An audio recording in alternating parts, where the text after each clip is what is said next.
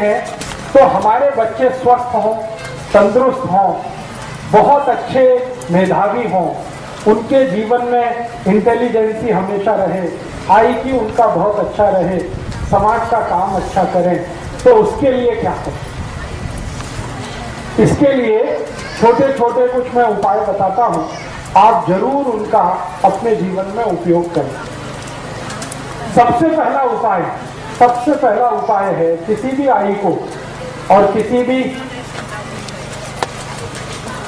बाप को, माने पिता को, आई को और पिता को, दोनों को अपने जीवन में एक चीज हमेशा ध्यान रखनी पड़ेगी। अब भी अगर उनको बच्चे स्वस्थ, तंदुरुस्त, तेजस्वी, तपस्वी, संस्कारी और समाज का काम करने वाले ऐसे बच्चे अगर चाहिए तो उन बच्चों को पैदा करने से पहले उसका नियोजन करना पड़ेगा। बिना नियोजन के जो बच्चे होते हैं वो ज्यादा से ज्यादा दाऊद इब्राहिम होते हैं। ये मेरा 15 साल का डॉक्टरी के पेशे का अनुभव है, तजुर्बा है। मेरे पास बहुत सारे मरीज आते हैं जिनको अपने बच्चों से त्रास है और वो बच्चे इतने त्रासवादी हैं, आई वड़िल को पीटते, आई कुछ बोले उसको मारते, वड़िल कुछ बोले उसको मारते, आई वड़िल के कंट्रोल में नहीं रहते। जब उन बच्चों के बारे में मैं पूरी हिस्ट्री लेता हूं तो अंत में जाके पता चलता है कि वो बिना नियोजन के उत्पन्न हुए, बाई एक्सीडेंट। हाँ, तो मेरा आप सभी को ये विनम्र निवेदन है कि जिनको अपने बच्चे तेजस्वी, तपस्वी, संस्कारी, समाजकर्मी, राष्ट्रवादी, धर्म के प्रति श्रद्धा रखने वाले, आई वड़िल की सेवा करने वाले ऐसे बच्चे अगर चाहिए तो उसके लिए नियोजन करना पड़ेगा। बिना नियोजन के वो बच्चे नहीं होते। सबसे पहला फैसला आपको ये करना पड़ेगा। जैसे आप बहुत सारे काम के लिए नियोजन करते हैं, घर बांधने के लिए नियोजन करते हैं, कैसे करते हैं? एक एक पैसा बचाते हैं, जितनी पगार है उसमें से पैसा काट काट के बचा के घर बांधने का नियोजन हमारा होता है। ऐसे ही हम नौकरी के लिए बहुत सारे नियोजन करते हैं, तो ऐसा ही नियोजन आपको करना है। ठीक है? अब नियोजन क्या करना? नियोजन करना है, ये पहली बात ध्यान रखिए। बिना नियोजन के बच्चे होंगे तो मैंने आपको बताया वो संस्कारी हो नहीं सकते। और आज के समय में दुख और दुर्दैव की स्थिति ऐसी ही है कि ज्यादा बच्चे बिना नियोजन के ही हो रहे हैं। इसलिए आई वड़िल भी परेशान है, समाज उनसे परेशान है, देश भी उनसे परेशान है। ये त्रासवादी, आतंकवादी, देशद्रोही, ये सब हमारे ही अपने बीच के बच्चे हैं, लेकिन ये कैसे त्रासवादी हो गए, कैसे देशद्रोही हो गए? बिना नियोजन के होने के कारण। तो नियोजन करना पड़ेगा। अब नियोजन में क्या क्या करना पड़ेगा? सबसे पहला नियोजन, संस्कारी बच्चा अगर चाहिए, प्रतापी बच्चा चाहिए, आपको समाजकर्मी चाहिए, धर्मनिष्ठ चाहिए, राष्ट्र प्रेमी बच्चा चाहिए, तो सबसे पहला नियोजन संयम पालना पड़ेगा। ये सबसे पहला नियोजन। बिना संयम के अच्छे बच्चे नहीं हो सकते। तो संयम आपको अपने जीवन में रखना पड़ेगा। और वो संयम रखने का तरीका क्या है? संयम रखने का बहुत सरल तरीका है, ज्यादा समय ब्रह्मचर्य का पालन करना।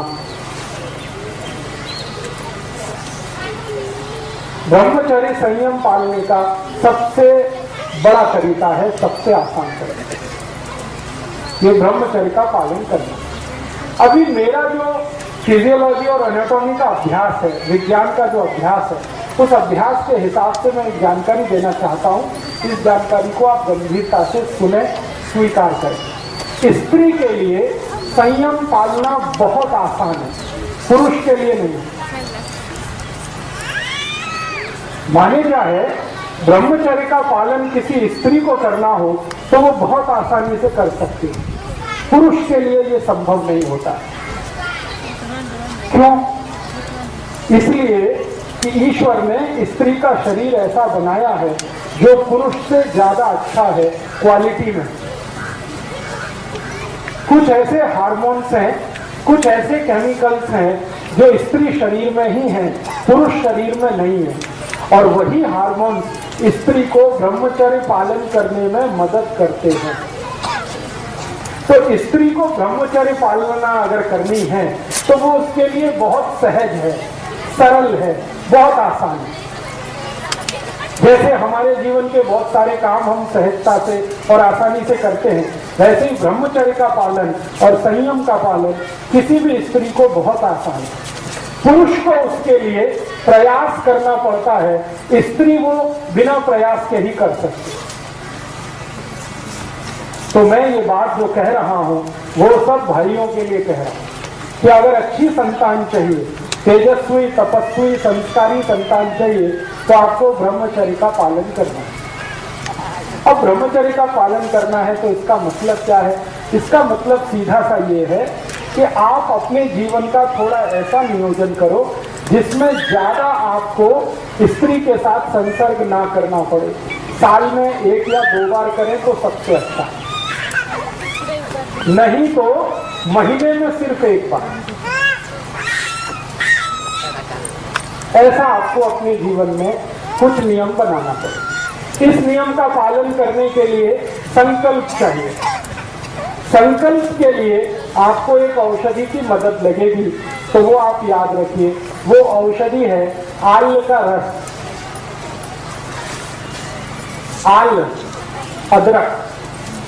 तो अदरक का टुकड़ा अगर मुंह में रख के चूसते रहें तो ये हमारे संकल्प को मजबूत करने में बहुत मदद करता है।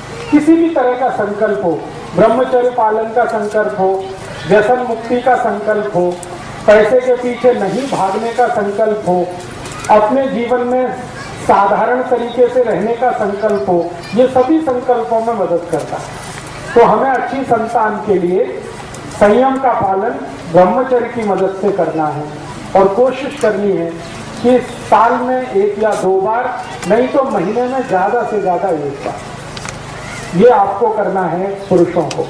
स्त्रियों के लिए ये सहज है, सरल है, क्योंकि भगवान ने उनको कुछ ज्यादा गुण दिए हैं, उनमें से एक गुण ये है। अब ये गुण होने का एक ही कारण है, मैंने बताया कि उनके शरीर में कुछ ऐसे हार्मोन्स हैं जो पुरुष के शरीर में नहीं। अब उन हार्मोन्स का नाम लेके कॉम्प्लिकेशन नहीं करना चाहता, बस आपको समझाने के लिए। तो आपको बच्चों का नियोजन करना है और नियोजन इस तरीके से करना है। पहला कदम उस नियोजन का संकल्प करना ब्रह्मचर्य का। दूसरा, नियोजन का दूसरा भाग क्या? दूसरा भाग आपको नियमित रूप से अपने जीवन में चूने का इस्तेमाल करना। चूना मैंने बार बार आपको बोला है, ये दोनों को इस्तेमाल करना है, स्त्री को, पुरुष को। तरीका मैंने बता दिया है, दही में डाल के, ताक में मिला के, रस में मिला के, जैसे भी आपको लेना है। 1 ग्राम चूना, ये दूसरा हिस्सा। तीसरा, आपको खान पान का ध्यान रखना। खान पान का ध्यान कैसे रखना है? अगर आपको आपके जीवन में ऐसे बच्चे चाहिए जो छत्रपति शिवाजी महाराज जैसे हों, राणा प्रताप जैसे हों, तो खान पान का बहुत आवश्यक ध्यान रखना पड़ेगा। वो ध्यान कैसा रखना पड़ेगा? आपका भोजन सात्विक होना है। सात्विक भोजन होने का माने मांस नहीं खा सकते, मदिरा नहीं पी सकते, अंडा नहीं खा सकते, किसी भी तरह का मांस नहीं खा सकते, कोई भी मांस नहीं चलेगा। तो सात्विक भोजन का माने निरामिष भोजन, सात्विक भोजन का माने शाकाहारी भोजन, सात्विक भोजन का माने बगैर अंडे का भोजन। ये सात्विक भोजन का आपको अपने जीवन में पालन करना ही पड़ेगा, बिना उसके आपके बच्चे तेजस्वी तपस्वी नहीं होने वाले। तो भोजन करते समय ये ध्यान रखें मांसाहार का सेवन ना करें, तो शाकाहारी जीवन ज्यादा हो। शाकाहारी जीवन में कुछ चीजों का उपयोग भरपूर करना है, जैसे गाय का दूध, गाय के दूध का दही, दही की ताक, ताक में से निकाली हुई लोनी, लोनी से निकाला हुआ घी, ये ज्यादा उपयोग करना। और जैसे लोनी है ना, लोनी और उसके साथ खड़ी शक्कर, ये नियमित रूप से खाना, दोनों को खाना, पति को भी पत्नी को भी। लोनी, खड़ी शक्कर नियमित रूप से। सूप ना भी खाएं तो चलेगा, लेकिन लोनी और खड़ी शक्कर नियमित रूप से लें। लोनी जो है ना, मक्खन नहीं है, मक्खन अलग है, लोनी अलग है, समझते हैं ना। वो दही में वो चलाते हैं, मराठी में क्या कहते हैं उसको, मथानी, रई, तो रवी चला के जो निकलेगा वो लोनी। मक्खन जो है वो दूध से ही निकाला जाता है सीधे, तो लोनी खानी है, मक्खन नहीं। तो लोनी और थोड़ा सा खड़ी शक्कर नियमित रूप से दोनों पति पत्नी उपयोग करें। कितना लें, मात्रा कितनी हो, कम से कम 25 ग्राम लोनी और 5 से 10 ग्राम खड़ी शक्कर।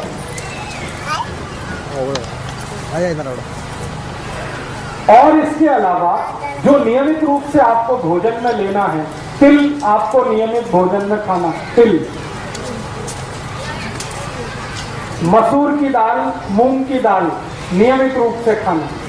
एक दिवस मूंग की दाल, एक दिवस मसूर की दाल, ऐसे नियमित रूप से खाना। और नियमित रूप से जो फल सीजन वाले होते हैं, जैसे अभी गर्मी का सीजन है, तो गर्मी के सीजन में जो फल हैं उसमें आम सबसे जास्ती है, तो भरपूर आम खाना। थोड़े दिन में सीजन बदलेगा तो फल भी बदलेंगे, तो सीजन वाले जो फल है वो भरपूर खाना। जैसे संतरा आएगा, मौसमी आएगी, द्राक्ष आएगा, सीजन के हिसाब से। तो अभी आम है, आम के बाद कुछ, फिर उसके बाद कुछ, उसके बाद कुछ, तो ये सीजन वाले फल भरपूर खाना है। और फल कभी भी भोजन के साथ नहीं खाना है, अकेले खाना है। केला हो, दूसरे फल हो, वो भोजन के साथ नहीं, अलग से खाना। जैसे भोजन किया उसके 2 तास बाद या 2 तास पहले फल खाना, या तो फल सुबह सुबह नाश्ते में भरपेट खाना, वो सबसे अच्छा है। और एक चीज नियमित रूप से करनी पड़ेगी कि थोड़ा शरीर श्रम नियमित रूप से हो, पति का भी पत्नी का भी। पति का शरीर श्रम क्या होना और पत्नी का क्या होना, इसके लिए 2 अलग अलग विभाजन हैं हमारे शास्त्रों में। पत्नी के लिए शरीर श्रम ऐसा होना जिसमें पेट का हिस्सा, जिसको गर्भाशय कहते हैं, उसमें बार बार मूवमेंट आए, ऐसा श्रम हमें होना पत्नी के लिए, स्त्री के लिए। तो वो क्या करना है, जैसे वो चटनी बनाते हैं ना, चटनी, तो चटनी अगर मिक्सी में बनाएंगे तो शरीर का श्रम नहीं है, लेकिन हाथ से बनाएंगे तो शरीर का श्रम है। और उसमें सबसे ज्यादा मूवमेंट यूट्रस रीजन का ही होता है, गर्भाशय का सबसे ज्यादा मूवमेंट होता है, तो चटनी हाथ से बनाए। इसी तरह से हाथ काम ज्यादा घर का, कपड़े धोना तो हाथ से धोना, वॉशिंग मशीन से नहीं धोना, चटनी बनाना तो हाथ से बनाना, रोटी बनाना तो हाथ से बनाना। आजकल रोटी बनाने का मशीन आ गया है, इसलिए मुझे ये बोलना पड़ता है, रोटी बनाना तो हाथ से, कपड़े धोना तो हाथ से, चटनी बनाना, ये सब स्त्रियों के लिए। और एक बहुत अच्छा श्रम है, अगर आप सब करेंगे तो बहुत अच्छी संतान आपको होने वाली है। वो श्रम क्या है, चाकी चलाना, क्या बोलते हैं उसको, जाता, यस। जो भी ताई, जो भी आई इसको चला सके दिन में 15 मिनट, जास्ती नहीं, बस 15 मिनट, उसकी संतान सबसे स्वस्थ और सबसे अच्छी होने वाली है। ये चलाने का। अब इसको चलाने से होता है कुछ भी नहीं है, एक ही काम होता है, हमारा जो गर्भाशय का क्षेत्र है उसका सबसे ज्यादा मूवमेंट इसी पोजीशन में होता है जब हम ये चलाते हैं। मैंने थोड़ा अभ्यास किया, अपने पुराने जमाने की जो आई है, जो जाता चलाती है, सबके बच्चे स्वस्थ और तंदुरुस्त।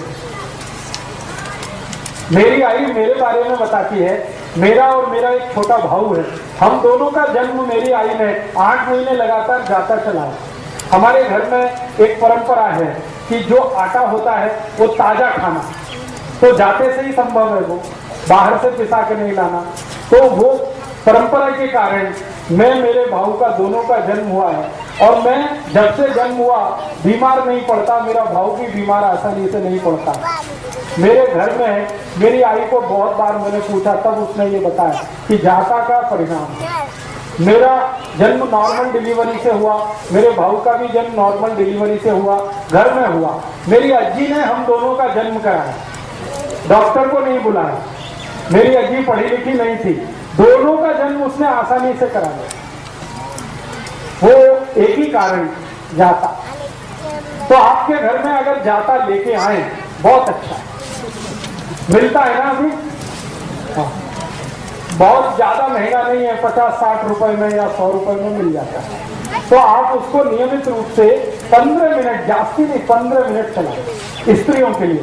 पुरुषों के लिए शरीर श्रम क्या करना है? पुरुषों के लिए शरीर श्रम सबसे आवश्यक है कि आप थोड़ा दिन अगर चाहते हैं कि स्वस्थ संतान हो तो नागर चलाना।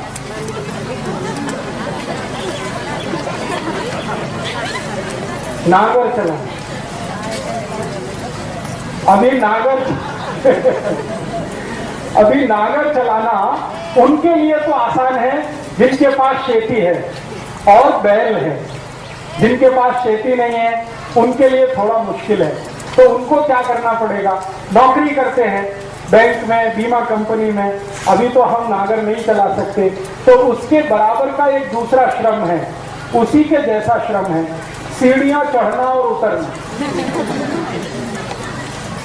अगर कर सकते हैं तो बहुत अच्छा है, नहीं कर सकते तो तीसरा और आखिरी श्रम है जास्ती पैदल चलना। पैदल चलना, एक दिन में 4-5 किलोमीटर पैदल चलने का आदत डालिए। हर समय मोटरसाइकिल पे चलें, कार में चलें, वो अच्छा नहीं। थोड़ा 5-7 किलोमीटर पैदल चलने का अभ्यास हो, नहीं तो नागर चलाने का हो, नहीं तो सीढ़ियां चढ़ने। तो पुरुषों के लिए इस तरह का श्रम है, स्त्रियों के लिए जाता चलाना, चटनी बनाना, कपड़े धोना, ये सब श्रम अगर हम करें तो संतान आपकी स्वस्थ, तंदुरुस्त और बहुत तेजस्वी और तपस्वी होने वाली है। तो ये नियोजन के कुछ काम हैं। और एक काम करना है हमें नियोजन के लिए, बहुत आवश्यक है वो। और वो नियोजन इस तरह का करना है कि हमारे जीवन में, वैसे तो ये बात बताना ठीक नहीं, लेकिन फिर भी मैं बताना चाहता हूं। बहुत बार ऐसे मुझे पेशेंट आते हैं, वो मुझे कहते हैं कि राजीव भाई हमारे शरीर का रंग तो अच्छा नहीं है, काला है, थोड़ा डार्क है, लेकिन हमको हमारी संतान चाहिए, उसका रंग साफ होना। अभी क्या करें? ऐसे बहुत लोग आते हैं। तो मैं कहता हूँ ये बेकार का बात है। फिर भी वो कहते हैं नहीं, कुछ तो औषध बताओ। तो इसकी औषध ये की है कि जो भी अपने संतान का रंग साफ चाहते हैं, थोड़ा व्हाइटिश कलर चाहते हैं, रंग उसका अच्छा फेयर कलर चाहते हैं, भले उनका रंग अच्छा नहीं है, तो वो नियमित रूप से स्त्री और पुरुष हड़द का दूध पीते रहना। रात्रि को दूध में हड़द मिला के पीते रहना, थोड़ा सा उसमें दूध भी डालना। तो दूध, हड़द और दूध जो भी नियमित रूप से पिए, सभी के बच्चे उनसे ज्यादा अच्छे रंग वाले होते हैं। तो ये नियोजन का एक हिस्सा है। और एक हिस्सा है कि आपके बच्चों की बुद्धि कभी भी तेज रहे, तीव्र रहे, मंदी मंद ना हो, कभी भी उनकी बुद्धि तेज रहे, तेजस्वी रहे, IQ उनका अच्छा रहे, मति मंदता कभी भी ना आए। तो आप और एक छोटा सा नियोजन करना, और वो नियोजन बस वही है जो मैं बार बार पहले कह चुका हूँ, दही चूना मिला के खाते रहना, गाय के दूध का दही बनाना, चांदी के बर्तन में उसको दही जमाना, सकाड़ी उसको दही को चूना मिला के खाना। गाय माने देशी गाय, जर्सी। तो मति मंदता नहीं आए, बच्चों में स्वस्थ रहे, तेजस्वी रहे, तपस्वी रहे, सद्भावी हो, सद्विचारी हो, इसके लिए कुछ छोटे छोटे नियोजन। और एक छोटा सा नियोजन, वो नियोजन क्या है? नियोजन एक ही है कि हमें अच्छी सुदीर्घ जीवन वाली, तेजस्वी जीवन वाली संतान चाहिए। स्त्री हो या पुरुष, मुलगी हो या मूला, संतान तेजस्वी तपस्वी चाहिए। तो एक नियोजन जरूर ध्यान रखना है कि हमारे जो पति और पत्नी हैं वो आपस में जब संसर्ग करें तो पत्नी का मासिक चक्र पूरा होने के बाद, पत्नी का मासिक चक्र पूरा होने के बाद या पत्नी का मासिक चक्र शुरू होने वाले दिन से 10 दिन छोड़कर, पत्नी का मासिक चक्र शुरू होने वाले दिन से 10 दिन बाद और 17 दिन के पहले या 18 दिन के पहले, बीच का ये 7-8 दिन का जो समय है, इसी समय में एक दूसरे के साथ संसर्ग करें तो सबसे ज्यादा तेजस्वी और तपस्वी संतान होगी। पत्नी के मासिक धर्म के शुरू होने वाले दिन को गिनकर 10वें दिन से 18वें दिन के बीच का जो समय है, यही सबसे अच्छा समय है तेजस्वी और तपस्वी संतान का। वही 7-8 दिन का समय है। अब इसमें 2 तरह के दिन आएंगे, एक सम होंगे, एक विषम होंगे। जैसे 10वां दिन सम, 11वां विषम, 12वां सम, 13वां विषम, 14वां सम, 15वां विषम, 16वां सम, 17वां विषम, 18वां सम। तो जो सम दिन है उनमें अगर आप संसर्ग करेंगे तो 99% पुत्र होगा और विषम वाले दिन में संसर्ग करेंगे तो 99% पुत्री होगी। 1% इसमें अपवाद है और वो कहीं भी होता है। तो अगर आपको नियोजन करना है कैसा, अब व्यसन मुक्त युवक संघ में कुछ कार्यकर्ताओं के पास पुत्री है तो पुत्र चाहिए, तो उनके लिए ये माहिती मैं दे रहा हूं। और जिनके पास पुत्र है उनको पुत्री चाहिए, उनके लिए भी ये माहिती दे रहा हूं। सम दिन में जाएंगे तो पुत्र, विषम दिन में जाएंगे तो पुत्री।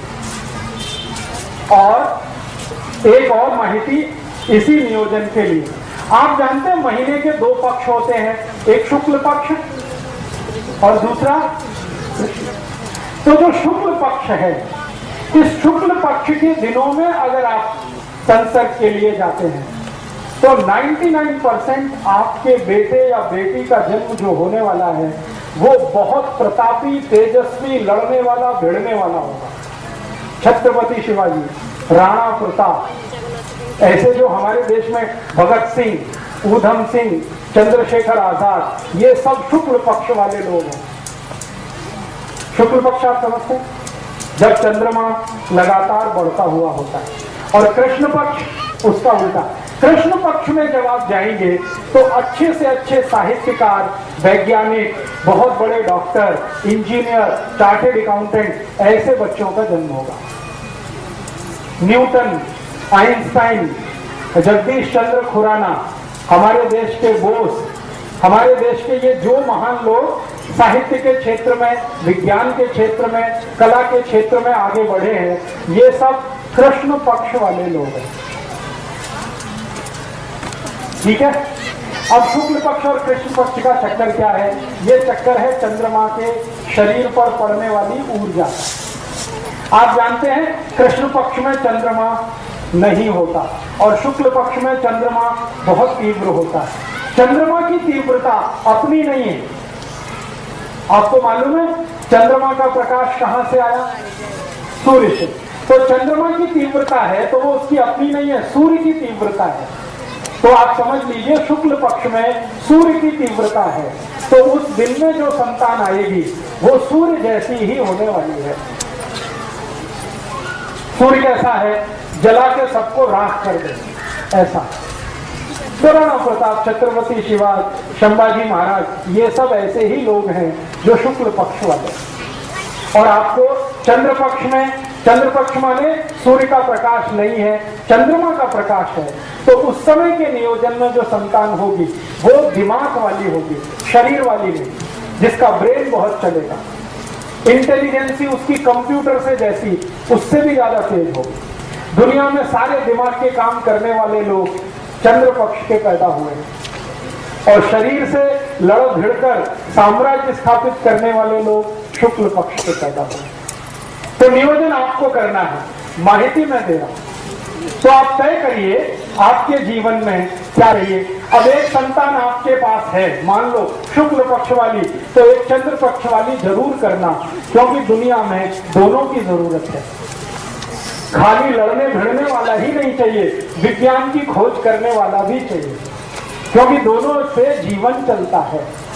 शत्रु से रक्षा करने के लिए है और देश को आगे बढ़ाने के लिए भी है। तो एक संतान शुक्ल पक्ष की, एक चंद्र पक्ष की, ऐसा नियोजन करिए। एक संतान सम तारीख वाली, दूसरी विषम तारीख वाली, ऐसा नियोजन करिए। और बाकी के शुरू के नियम जितने मैंने बताए हैं वो सबको एक साथ पालन करना, ठीक है। इसके आगे और भी बहुत सारे नियम हैं, लेकिन वो इतने बारीक हैं कि मैं बताऊंगा आपके दिमाग में जाएंगे नहीं।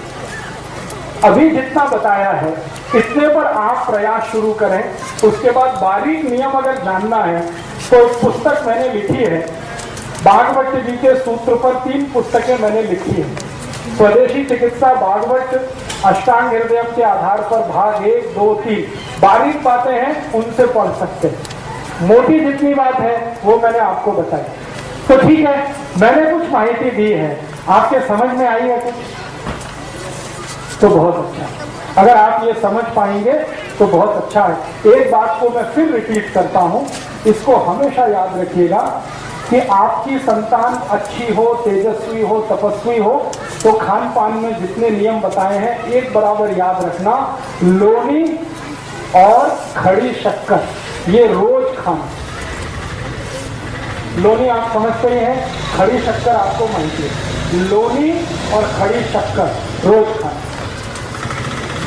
दोनों को खाना, पति को भी पत्नी को भी। जी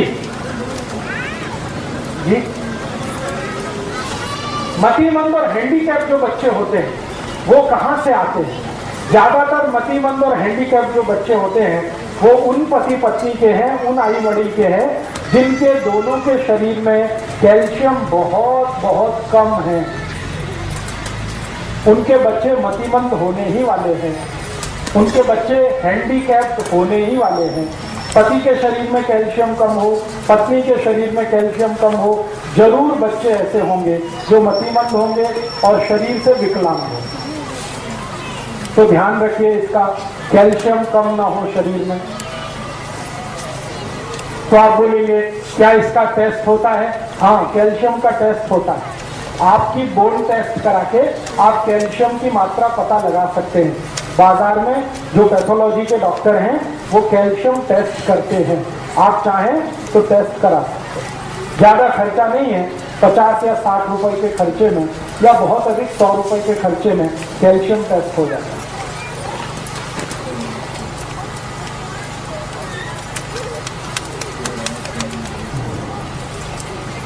बहुत ज्यादा कुछ नहीं, बहुत ज्यादा।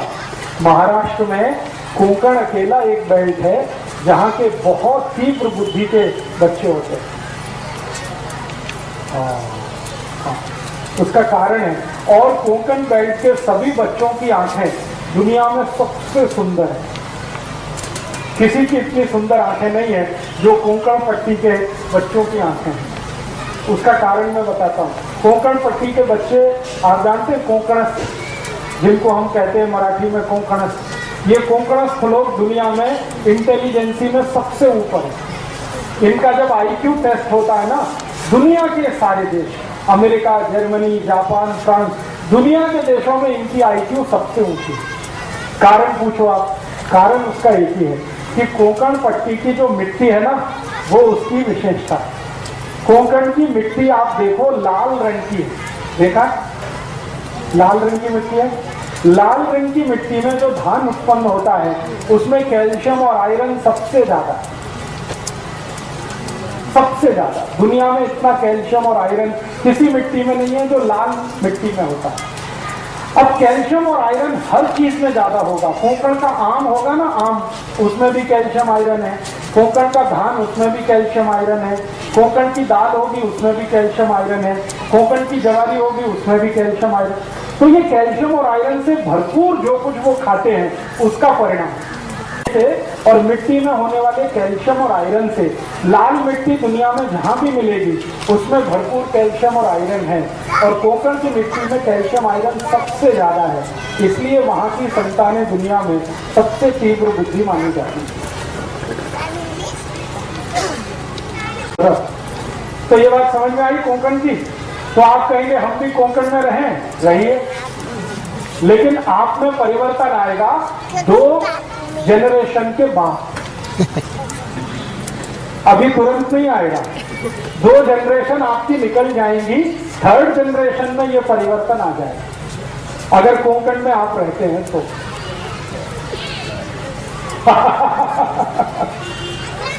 हाँ, अब आप देखिए, इनका तो सवाल और भी अच्छा है कि कोंकण में हम नहीं रह सकते, कोंकण को अपने घर में ला सकते हैं। मतलब ये है कि ऐसा धान्य खाएं जिसमें आयरन और कैल्शियम ज्यादा हो, तो वो आपके घर में भी होगा। तो ऐसा धान्य खाइए जिसमें कैल्शियम और आयरन ज्यादा हो। अब कैल्शियम और आयरन का धान्य ज्यादा होगा तभी संभव है कि जो धान्य को उत्पन्न करने में यूरिया डीएपी ना डाला गया हो, तभी वो संभव है। तो बिना यूरिया बिना डीएपी का धान्य पैदा करिए 3 बरस तक, 4थे बरस से आप खाना शुरू करिए तो आप में कोंकण आ जाएगा। पूरा तो नहीं आएगा, लेकिन थोड़ा तो आएगा। थोड़े बेहतर तो आप होंगे और आपकी संतानें आपसे बेहतर हैं। ठीक है। अभी एक सवाल मुझे पूछा गया, हम जब विवाह करते हैं ना, तो विवाह करते समय कुछ मिलान किया जाता है। नाड़ी का मिलान करते हैं, गोत्र का मिलान करते हैं। आप जानते क्यों करते हैं? नहीं मालूम? कोई लोग तो कहते हैं कि ये बुआबाजी है। कुछ लोग ऐसा कहते हैं कि नाड़ी का मिलान करना, गोत्र का मिलान करना, ये बकवास, इसका कोई फर्क नहीं पड़ता। लेकिन इसका फर्क बहुत गहरा है, ये साइंटिफिक बात है। बात ऐसी है कि हम जब गोत्र और नाड़ी का मिलान करते हैं तो इस बात को ध्यान करते हैं कि डीएनए एक ही ना हो, ऐसे स्त्री पुरुष की शादी ना हो। एक ही डीएनए ग्रुप वालों की शादियां अगर हो गई तो जिंदगी भर संतान का त्रास रहेगा। एक ही डीएनए ग्रुप में डीएनए के ग्रुप हैं और वो ग्रुप अगर एक ही जैसे हैं, नजदीक का बहुत अंतर नहीं है, उनमें आपस में शादियां हुई तो एक तो संतान होगी नहीं, हो भी गई तो मतिमंद होगी, विकलांग होगी, कमजोर होगी, बुद्धि से बिल्कुल कमजोर होगी, शरीर से कमजोर होगी और संतान जीवित नहीं रहेगी, ज्यादा दिन जल्दी मरेगी। अगर एक ही ब्लड ग्रुप के नजदीक वालों की शादियां हो गई, तो जब हम नाड़ी और गोत्र देखते हैं तो उसका इसी बात का ध्यान रखते हैं। एक ही नाड़ी और एक ही गोत्र में शादी इसलिए नहीं करते हैं ताकि डीएनए एक ना हो। डीएनए एक होने के चांसेस तभी हैं जब नाड़ी एक हो और गोत्र एक हो, तो 100% ब्लड ग्रुप एक हो जाता है। इसलिए ये ध्यान रखा जाता है। तो हमारे बुजुर्गों ने एक परंपरा बनाई, विवाह करने के पहले नाड़ी का मिलान करना, गोत्र का मिलान करना। वो परंपरा बहुत साइंटिफिक है। अगर उसका ध्यान रख के आप शादियां करते हैं तो आपकी संतान अच्छी होगी। नहीं ध्यान रखा है तो बहुत तकलीफ होगी। अब आजकल हमारे देश में क्या हुआ है, प्रेम विवाह बहुत होने लगे, लव मैरिजेज होने लगे। उसमें ये कोई ध्यान रखता नहीं, ना नाड़ी का ना गोत्र का, और सब लोगों को ये त्रास है। वो आते हैं मेरे पास, ज्यादातर प्रेम विवाह वाले एक संतान नहीं हो रही है, 10-10 साल से परेशान। फिर मैं कहता हूं जरा ब्लड चेक करो, तो ब्लड चेक करते हैं तो पता चला एक ही दोनों का ब्लड ग्रुप है, तो हो ही नहीं सकती संतान, कितनी भी कोशिश करो। तब मैं उनको कहता कि आपको संतान का सुख नहीं है। तो कहते हमने क्या पाप किया था? तो मैंने कहा आपने पाप एक ही किया था, प्रेम विवाह किया था। यही पाप आपने किया। अगर नाड़ी गोत्र का ध्यान रख के करते तो ये नहीं होता। माने इसका क्या है? माने इसका सीधे से ये है कि अगर हम प्रेम विवाह भी करते हैं तो इस बात का ध्यान रखें। अगर इस बात का ध्यान आप नहीं रखते तो आपको भविष्य में बहुत तकलीफें आएंगी। तब प्रेम तो छूट जाएगा, विवाह जो है घिसटता हुआ जाएगा। ये जो प्रेम है ना, ये ज्यादा दिन टिकता विकता नहीं है, क्योंकि ये आवेग जैसा होता है, ये इम्पल्स है। एक कुछ खास तरह का हार्मोन हमारे माइंड में बनता है, उसका नाम है डोपामाइन। और डोपामाइन एक अकेला हार्मोन है जो थोड़ी देर ही टिकता है। तो प्रेम भी डोपामाइन का असर है, थोड़ी देर टिकता है, उसके बाद खत्म हो जाता है, स्त्री में भी पुरुष में भी। और जब प्रेम खत्म हो जाता है तब जीवन में असली संघर्ष शुरू होता है, असली। और वो इतना खराब संघर्ष होता है कि कोई देख नहीं सकता। थोड़े दिन पहले तक दोनों एक दूसरे के लिए मरने की तैयारी में हैं और डोपामाइन खत्म होते ही एक दूसरे को मार डालने की तैयारी में। ये ऐसी हालत हो जाती है। एक दिन पहले तक या 2 दिन पहले तक या 5-10 दिन पहले तक किसी स्त्री को उसका पुरुष और किसी पुरुष को उसकी स्त्री दुनिया का सबसे सुंदर, इससे ज्यादा सुंदर तो हो ही नहीं सकता। और 5-6 दिन के बाद ही दुनिया का सबसे कुरूप चेहरा वही है जो उसकी अपनी स्त्री है या उसका अपना पति है। ये सारा खेल डोपामाइन का है। तो प्रेम विवाह जो होते हैं ना, इनमें मैंने अक्सर देखा कि विवाह होते ही प्रेम थोड़े दिन में फना हो जाता है, खाली विवाह रह जाता है, लव चला जाता है, मैरिज रह जाती है और वो ऐसी घिसटती है जैसे एक टांग का आदमी घिसटता है। तो आप जीवन में कोई फैसला करें तो किसी आवेग में ना करें, मेरा ये कहना है। एक डॉक्टर की नाते मैं आपको सलाह दूंगा कि कभी भी जब आपके मन में इम्पल्स बहुत ज्यादा हो तो कोई फैसला मत करिए, क्योंकि फैसले के गलत होने की शक्यता सबसे ज्यादा है। इम्पल्स बहुत है तो एक बात याद रखिए, डोपामाइन नाम का हार्मोन बहुत है और ये हार्मोन है विवेक को खत्म कर देता है। विवेक काम ही नहीं करता, विवेक काम नहीं करेगा, फैसला गलत होगा। फैसला गलत होगा, जीवन भर आप पछताएंगे कि हमने एक समय पे छोटा सा गलत फैसला किया, उसका दुष्परिणाम जीवन भर भुगतना पड़ा। तो ये आप मत करिएगा। प्रेम करिए, लेकिन विवाह करने से पहले इन बातों का ध्यान रखिए। मैं ये नहीं कहता कि प्रेम मत करिए, प्रेम तो बहुत आवश्यक है जीवन को आगे बढ़ाने के लिए, ले जाने के लिए, लेकिन प्रेम का आवेग खतरनाक है। प्रेम खराब नहीं है, उसमें जो आवेग है, इम्पल्स है, वो बहुत खतरनाक है। उसको ध्यान रखिए, आपकी संतान के विषय में सोचकर, देश और समाज और धर्म के विषय में सोचकर। ठीक है, अभी 1-2 प्रश्न आ गए। हाँ, ब्लड ग्रुप दोनों का अलग रहे हमेशा, पति और पत्नी का, ये ध्यान रखिए। एक का पॉजिटिव हो, दूसरे का निगेटिव हो, चलेगा। जैसे किसी का बी पॉजिटिव है पति का, पत्नी का बी नेगेटिव है तो भी चलेगा, लेकिन दोनों का बी पॉजिटिव होगा तो तकलीफ, दोनों का बी नेगेटिव हुआ तो तकलीफ। थोड़ा भी अंतर रहना चाहिए, थोड़ा भी अंतर हमेशा रहना चाहिए। जी जी हाँ, अभी हमारे देश में कुछ परिवारों में ऐसा होता है कि रिलेशन में शादियां होती हैं। ये पूरे भारत में तो नहीं है, महाराष्ट्र में है और थोड़ा सा दक्षिण में कर्नाटक में है। तो कर्नाटक और महाराष्ट्र छोड़ के तो बाकी नहीं, लेकिन हम रिलेशन में शादियां कर रहे हैं। जरूर करिए, लेकिन एक ही चीज का ध्यान रखिए, दोनों का ब्लड ग्रुप सेम ना हो। अगर सेम है तो कोशिश करिए आगे से अवॉइड करें। अब कर ली है तो अब उसमें तो कुछ नहीं, जो हो गया तो बात खत्म हुई। लेकिन आगे से आप दूसरों को जब सलाह करें तो ये ध्यान रखिए उनको कि ब्लड ग्रुप सेम ना हो तभी शादी करें, भले वो नजदीकी रिश्तेदार हो तो। और कोई प्रश्न? कि पति पत्नी दोनों वैवाहिक जीवन जब शुरू करें, अच्छी संतान होना, उसके लिए हमेशा दक्षिण की दिशा में सिर करके सोएं। ये बहुत जरूरी बात थी, मैं भूल गया। पति पत्नी जब अपना जीवन शुरू करें तो हमेशा सिर दक्षिण की दिशा में रख के सोएं। साउथ में। ये भी नियोजन का एक हिस्सा है। और कोई प्रश्न? जी, अब देखिए, एक विज्ञान की माहिती के लिए मुझे पत्र लिख के आया। हमारे शरीर में क्रोमोसोम्स होते हैं जिनको हम गुणसूत्र कहते हैं, एक्स और वाई। तो एक्स और वाई जो क्रोमोसोम्स हैं उसके बारे में एक मोटी माहिती आप सभी को है।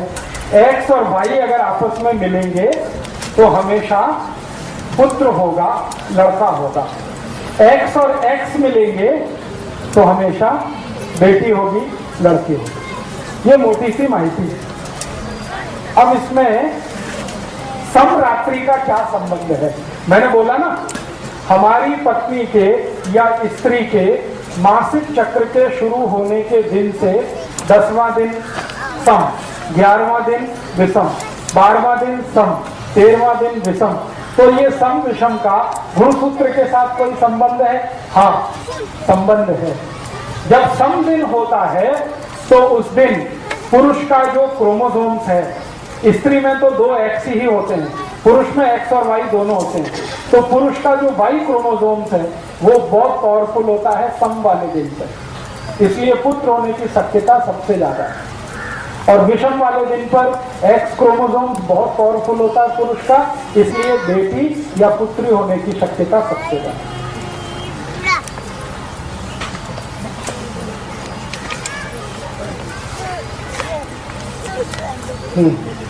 अब देखिए, एक बहुत अच्छा सवाल है, वो सबके लिए मैं बोलना चाहता हूँ। स्त्रियों को जब मासिक पारी आती है ना, तो घर के जो पुराने बुजुर्ग हैं वो बहुत सारे कड़क नियम पालन करवाते हैं। स्वयं पाक घर में नहीं जाना, स्वयं पाक नहीं करना, भोजन नहीं बनाना, ऐसे करना, वैसे करना, वगैरह वगैरह। इसके पीछे का साइंस क्या है?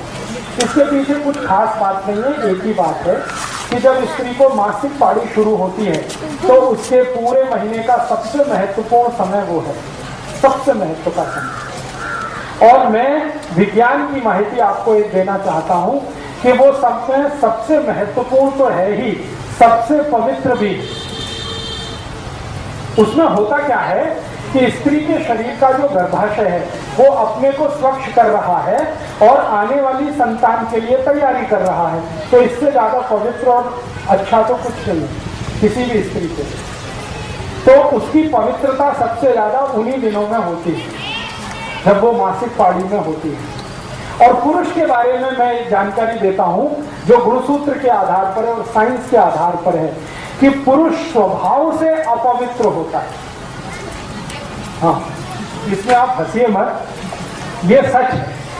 पुरुष जो है स्वभाव से, चरित्र से, बाई नेचर, बाई कैरेक्टर अपवित्र होता है। इम्प्योर जिसको कहते हैं, उसमें पवित्रता ज्यादा नहीं है। इसलिए आपको हैरानी होगी, भारत में बहुत सारे ऐसे देवस्थान हैं जहां पर पुरुष को जाने की अनुमति नहीं है। वो ये कहते हैं कि आपको देवस्थान में पूजा करनी है, अपनी पत्नी को लेके आओ। मैं बहुत सारे देवस्थान में नहीं जा सकता। हाँ, मेरे साथ ये दुर्घटना हो चुकी है। केरल में, तमिलनाडु में, आंध्र में ऐसे बहुत मंदिर हैं। मैं अंदर गया गर्भगृह में पूजा, उसने रोक दिया। पहले तो रोक दिया ये वस्त्र उतारो, तो मैंने कहा ठीक है उतारता हूँ। फिर धोती पहनो, धोती माने लुंगी पहनो, मैं वो भी पहन लिया। फिर उसने पूछा आपका विवाह हुआ? मैंने कहा नहीं हुआ, तो आप अंदर नहीं जा सकते। हाँ, मैं पूछा भाई क्यों नहीं जा सकता? उसने कहा आप पवित्र नहीं। हाँ, तो पहली बार मेरे जीवन में मैंने सोचना शुरू किया कि मैं पवित्र नहीं हूं। तो बाद में मैं वहां से लौट आया तो मेरे जो बहुत सीनियर गुरु हैं जिन्होंने मुझे चिकित्सा और ये सब सिखाया, क्योंकि मैं तो टेक्नोलॉजी का आदमी हूँ, इंजीनियरिंग फील्ड का, लेकिन चिकित्सा मैंने सीखी। तो जिन गुरुओं ने मुझे सिखाया, मैंने उनके सामने ये प्रश्न किया कि मंदिर का पुजारी कहता है मैं पवित्र नहीं हूँ। पवित्र तब होता हूँ जब मेरा विवाह होता है, पत्नी साथ होती है। तो मेरे जो सबसे बड़े गुरु थे उन्होंने कहा कि पवित्रता स्त्री में ही होती है, पुरुष में नहीं होती। और उसका कारण ये है कि हर महीने उसका शरीर अपने पुराने कचरे को निकालकर नया धारण करता है, पुरुष में ये नहीं होता। इसलिए मासिक पाड़ी के दिनों का जो समय है वो सबसे पवित्र है। इसलिए कहा यह गया है कि इस पवित्र समय को फालतू के काम में बर्बाद नहीं करना। फालतू का काम क्या? स्वयं पाक करना रोज होता ही है। वो तो फालतू का काम क्या? झाड़ू लगाना, पोछा लगाना, ये तो रोज चलता ही है। उन 4-5 दिनों में ज्यादा से ज्यादा क्या करना? ऐसा काम करना जो पवित्र ही है, जैसे ईश्वर का ध्यान करना, भजन करना, मन में थोड़ा सा संवाद करना अपने से, ईश्वर से। इसके लिए थोड़े फालतू कामों से समय को रखना बाहर। इसके लिए ये कहा गया कि दिन के जो सामान्य काम हैं वो उन 4-5 दिनों में नहीं करना। अब हुआ क्या? हमारे घर वालों ने इसका इंटरप्रिटेशन उल्टा कर दिया। इसका इंटरप्रिटेशन क्या कर दिया?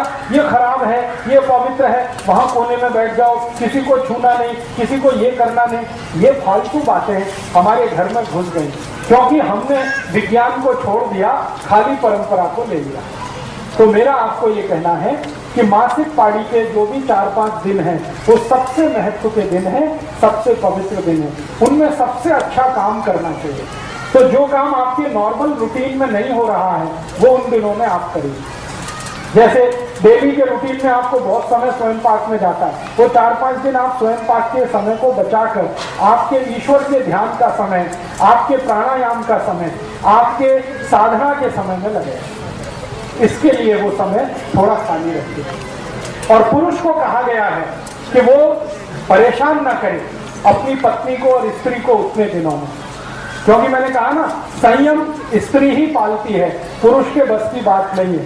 तो अक्सर पुरुष के संयम टूटते हैं, तो वो उन दिनों में तो संयम को कठोरता से पालन करे, ऐसा हमारे आयुर्वेद में निर्देश दिया गया। तो मासिक पाड़ी के समय सीना नहीं, फिरोना नहीं, ये काम नहीं करना, ये काम नहीं करना। इसके पीछे का अर्थ एक ही है कि आपका ये समय बचाकर थोड़ा ध्यान, थोड़ा प्राणायाम, थोड़ी समाधि की स्थिति में रहना। 4-5 बोल सकते हैं धीमे स्वर में। धीमे स्वर में माने मध्यम स्वर में। एक तो ओंकार हम करते हैं तीव्र स्वर में, वो मासिक पाड़ी के बाद के दिनों में करिए जब पाड़ी पूरी हो जाए। लेकिन पाड़ी के समय में आप ओंकार जरूर बोल सकते हैं मंद स्वर में, ज्यादा हाई पिच पे नहीं। ज्यादा हाई पिच पे कुछ भी नहीं करना, सब कुछ मंद स्वर में करना, क्योंकि उस समय शरीर की ऊर्जा बहुत तीव्र होती है, अग्नि बहुत तीव्र होती है, और ओंकार बोलने से भी अग्नि और तीव्र होती है। तो ओंकार मध्यम स्वर में बोलना। नहीं तो उस समय सबसे अच्छा शीतलीकरण प्राणायाम। शीतलीकरण समझते हैं? जीभ को बाहर निकाल के गोल कर, ये सबसे अच्छा है। शरीर को त्रास देने वाला कोई आसन ना करें। एक आसन उस समय जरूर करें, उसका नाम है मकर आसन। मकर आसन समझते हैं? पेट के बल लेटना और हाथ को ऐसे करके, और आपका ये चिन पोर्शन है, ये हाथ पे रख के पांव दोनों ऐसे ऐसे लेटना, ये सबसे अच्छा आसन है मकर आसन। फिर शीतलीकरण, फिर अनुलोम विलोम, ये प्राणायाम आपके लिए बहुत ही अच्छा है।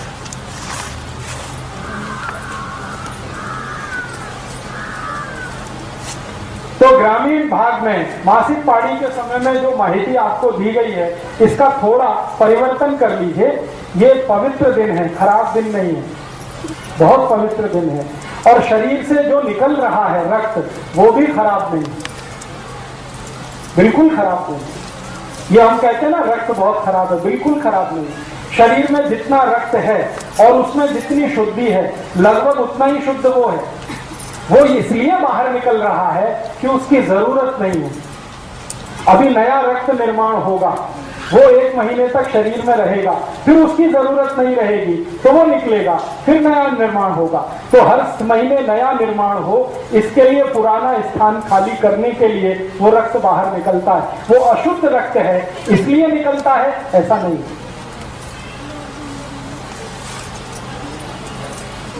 हाँ, पूजा आप करें वैयक्तिक। एक तो पूजा होती है सामूहिक और सार्वजनिक, जो परिवार के साथ करते हैं। लेकिन शास्त्रों में ये कहा गया है कि स्त्रियों को उन दिनों में वैयक्तिक पूजा ज्यादा करनी। वैयक्तिक पूजा माने अपने लिए ध्यान, अपने लिए प्राणायाम, अपने लिए योगासन, अपने लिए वो सब साधना की स्थिति। परिवार के लिए तो बाकी 25 दिन है ही, वो तो मरना घटना है ही। ये 5 दिन तो उसके अपने हैं। इसके लिए वो उसको कहा गया।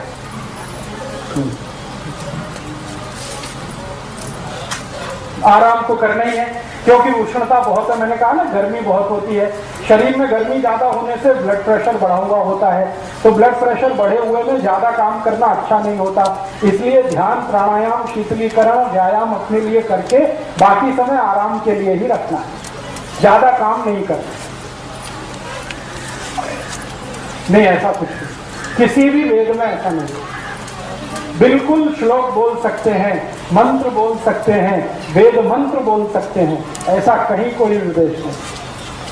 पूरे ऋग्वेद में नहीं है, सामवेद में नहीं, अथर्ववेद में नहीं, यजुर्वेद में नहीं, उपनिषदों में कहीं नहीं, पुराणों में है। तो पुराण मनुष्य के लिखे हुए हैं, इसलिए उसमें ये है। वेद मनुष्य के लिखे हुए नहीं है, उसमें कहीं नहीं।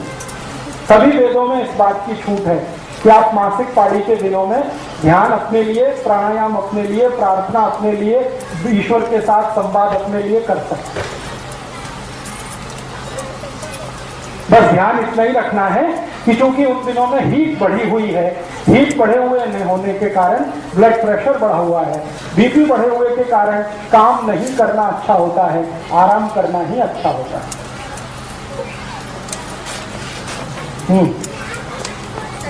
हाँ, इतनी बात समझ में आई जी?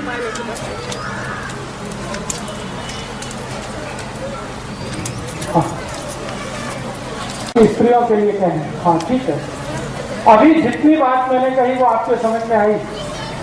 नहीं आई? आई, ठीक है। और आई है तो आप दूसरों को समझा सकते हैं, जरूरत पड़ने पर अपने लिए भी उसका उपयोग कर सकते हैं। मैं अब थोड़ी एक दो माहिती और देता हूं। वो माहिती ये देनी है कि मान लो गर्भाधान हो गया, अभी क्या करना। एक तो गर्भाधान के पहले के मैंने आपको कुछ नियोजन बताए सूक्ष्म रूप में। अभी गर्भाधान हुआ, फिर क्या करना, तो उसके लिए भी सतत कुछ चीजों का ध्यान आपको रखना है। उनमें से पहली एक वस्तु, एक बात, एक माहिती जरूर याद रखनी है। गर्भाधान होने के बाद बहुत बहुत बहुत सावधानी से अपने जीवन को आगे बढ़ाना है। आपकी एक छोटी सी असावधानी जीवन भर की आपकी जो मेहनत है उसको बेकार कर सकती है। इसलिए गर्भाधान होने के बाद बराबर ध्यान रखना है एक बात का, वो ये कि आपका भोजन, आपका जीवन अच्छा होते ही जाना चाहिए। गर्भाधान के पहले तो अच्छा है ही, होने के बाद तो और भी अच्छा होना। तो अच्छा होने से मतलब क्या है? दूध, ताक, दही, लोनी, दूध, ये भरपूर खाना है। बिल्कुल चिंता मत करिए। उसके बाद पतला होने का भी बता दूंगा मैं। गर्भाधान होने के पहले का जो नियोजन मैंने बताया, बाद का भी उतना ही जरूरी है। आपको इस बात का ध्यान रखना है कि गर्भाधान होने के बाद दूध, दूध, लोनी, दही, ताक, ये भरपूर खाना है। और हमेशा याद रखना है गाय का खाना है। दूध तो जितना खाएं उतना अच्छा। फिर आपके मन में आएगा वजन बढ़ेगा, बिल्कुल चिंता मत करिए। गाय के दूध से कभी किसी का वजन नहीं बढ़ता, वजन बढ़ता है मशी के दूध से। मैं बार बार कह रहा हूं, गाय का दूध खाना है, मशी का नहीं खाना, वजन नहीं बढ़े। गाय का दूध, मशी का नहीं पीना, गाय का पीना, तो भी वजन नहीं बढ़े। तो दूध, दही, लोनी, ताक, घी, मक्खन, ये सब खाना। एक दूसरा, भरपूर कैल्शियम आपके शरीर में रहे, क्योंकि आपको और आपके बच्चे को दोनों को डबल कैल्शियम अब चाहिए। तो चूने की मात्रा लगातार खाती रहनी है, बढ़ा दिए तो और ही अच्छा है। दही में, ताक में चूना बराबर खाते रहना। केला भरपूर खाते रहना है, क्योंकि केले में भरपूर कैल्शियम है। फुटाने, शेंगा भरपूर खाते रहना है, दोनों में कैल्शियम है। तिल खाते रहना है, उसमें भरपूर कैल्शियम है।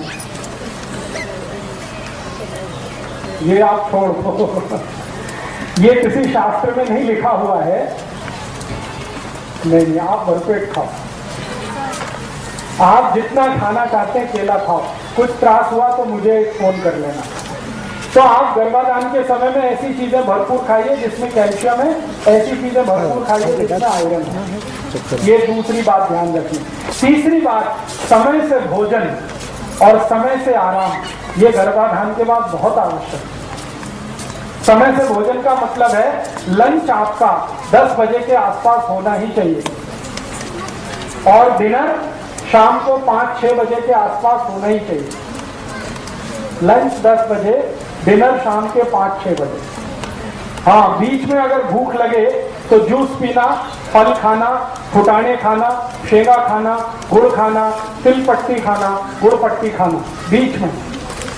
और सुबह शाम भोजन भरते 9-10 बजे सुबह, 5-6 बजे शाम को। एक भोजन से दूसरे के बीच 8 तास का अंतर गर्भवती आई के लिए। और दूसरा एक ध्यान ये रखना है कि पहले महीने से 7वें महीने तक थोड़ा थोड़ा श्रम करते रहना। श्रम मैंने बताया, जाता चलाना एक है, सिलबट्टे पे चटनी करना एक है, कपड़े धोना एक है, झाड़ू पोछा करना एक है। ये काम अपने हाथों से ही करें तो अच्छा है, मशीन से ना करें, क्योंकि जितना आप कर लेंगे उतना डिलीवरी टाइम में आपको असुकून रहेगा, पेन कम होगा, तकलीफ कम होगी, त्रास कम होगा।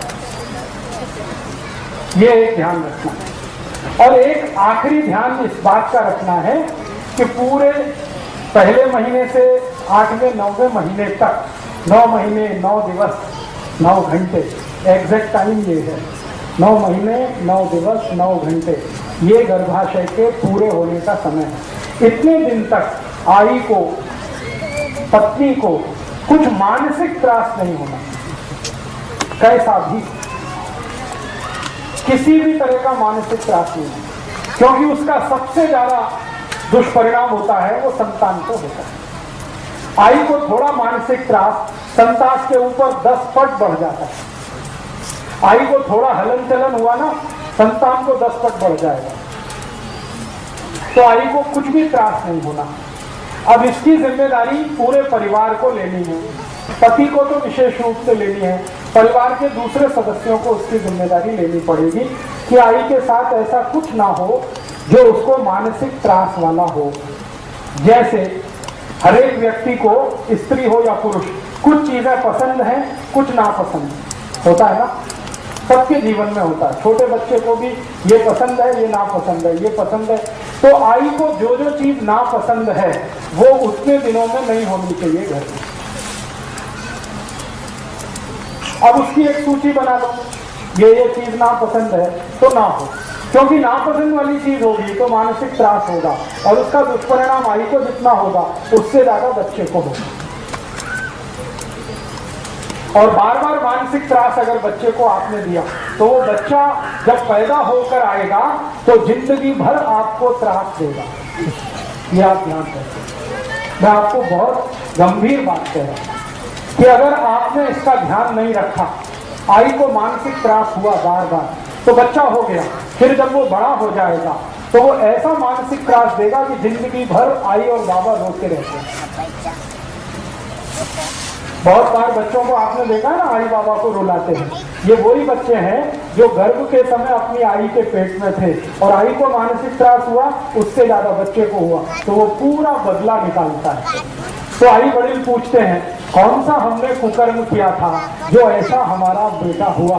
तो मैं उनको याद दिलाता हूँ कि याद करो, तुमने गर्भाशय के समय जब ये था क्या क्या त्रास दिया था। तो उनको याद नहीं आता, फिर खोद खोद के याद दिलाते हैं तो फिर पता चलता। तो इस बात का आप हमेशा अपने जीवन में ध्यान रखें।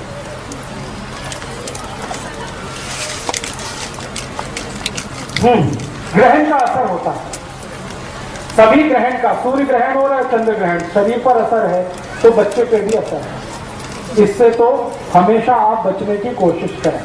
तो अब सूर्य ग्रहण जो है बच्चे के लिए तकलीफ वाला माना जाता है। चंद्र ग्रहण उतना नहीं है, लेकिन सूर्य ग्रहण तो बहुत तकलीफ वाला है। तो जब सूर्य ग्रहण का समय हो तो आई को सूर्य ग्रहण के सामने नहीं आना। ये एक ही बात के लिए है कि आप थोड़ा आराम ज्यादा करो। सूर्य ग्रहण वाले दिन पता है क्या होता है? ब्लड प्रेशर बढ़ा हुआ होता है। क्योंकि सूर्य के कारण। और ब्लड प्रेशर बढ़ा हुआ है तो एक ही बात है, शरीर को ज्यादा त्रास मत दो, शांत रहो, आराम करो। इसलिए कहा जाता है ये काटो मत, वो काटो मत, ये छेड़ो मत, वो छेड़ो मत। उसका आराम से संबंध है, सीधा सीधा। क्योंकि सूर्य ग्रहण के समय में सबका बीपी बढ़ा हुआ है, और आई जो गर्भावस्था में है उसका तो और भी ज्यादा बढ़ा हुआ है। एक तो बच्चे के कारण बीपी बढ़ा हुआ है, ऊपर से सूर्य का ताप है, फिर ग्रहण का है। इन 3 कारणों से बीपी बहुत बढ़ा हुआ है। इसलिए कहा जाता है कि थोड़ा शांति से रहो, आराम से।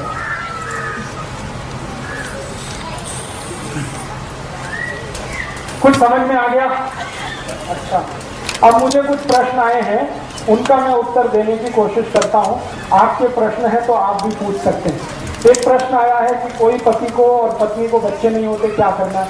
ये व्यक्ति जो भी प्रश्न कर रहे हैं वो मुझसे व्यक्तिगत मिले, क्योंकि उनका सार्वजनिक उत्तर नहीं है। किसी का कोई तकलीफ है, किसी का कोई तकलीफ, किसी में पति को तकलीफ है, किसी में पत्नी को तकलीफ है। तो एक जर्नल उत्तर इसका मैं नहीं दे सकता, इसलिए आप व्यक्तिगत रूप से मिले।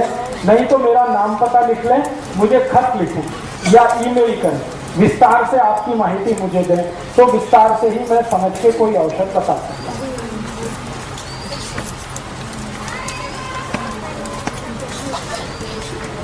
अभी जितना विषय हुआ इसके बारे में समझ